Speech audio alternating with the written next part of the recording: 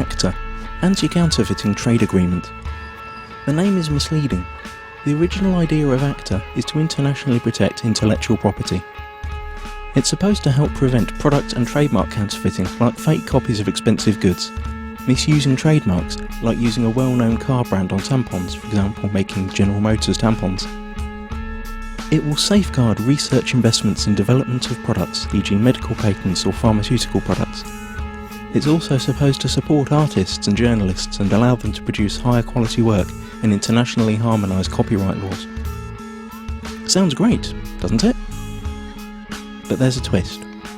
The Oxford English Dictionary defines a counterfeit as, quote, a fraudulent imitation of something else.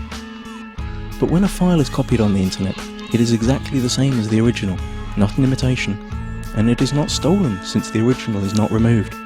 The information is simply being shared free of charge, so counterfeiting has nothing to do with it.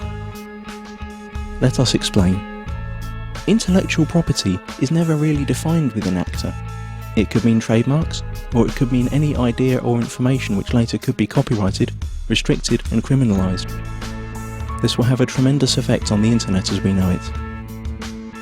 The actual ACTA text covers a huge range of topics and is very complex and hard to grasp, so we will explain what happens on the internet in a hypothetical real-world analogy.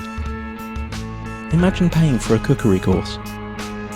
During this course you learn how to cook some really tasty fried chicken. Then you return home and teach the recipe to your wife. But here's the catch. According to ACTA, you are now both criminals since you shared that information for free when only you had paid to learn it. The ACTA regulations are clear. When you're suspected of sharing copyrighted information, depending on the country you live in, then your access to any kind of courses will be blocked, you will be fined or sent directly to prison. But surely no one would find out that you'd shared the knowledge of the secret fried chicken in private at home. And you're right. Under current law, no one would. But ACTA deals with this through excessive surveillance. All your communication will be monitored, and not only yours. Your family, your friends will all be observed, just in case. But you don't need privacy, civil rights or liberties, because you have nothing to hide, do you? Now that you know the principle, let's see how it will be applied on the internet when ACTA comes into effect. You can imagine your internet connection like a conveyor belt running in two directions. Along the conveyor belt, packets of data are coming in and going out of your computer. Under ACTA, ISPs, the company you pay for access to the internet, will be forced to open up and inspect every single data package you send or receive to look for copyrighted information. Send or receive copyrighted info several times and you could be disconnected from the internet or face criminal charges.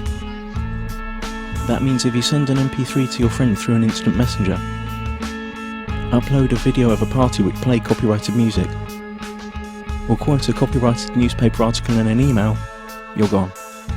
That's it.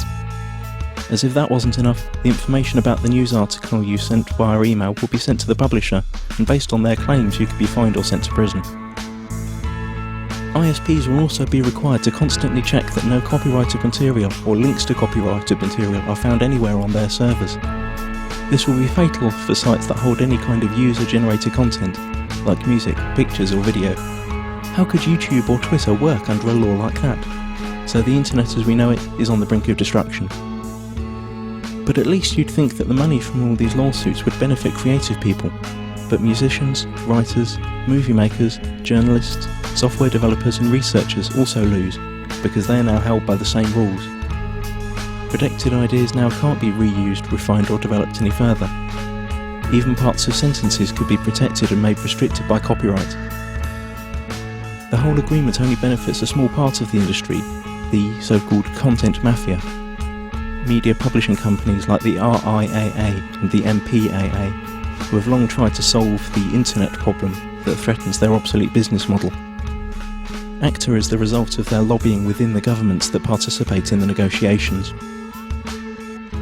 Latest leaks indicate that techniques that bypass the planned content filter and blocking infrastructure will also be made illegal. And the worst thing? It's all done in secret. If you're European, it's even being done by people who haven't been elected by the public. You've already seen where this is heading on YouTube.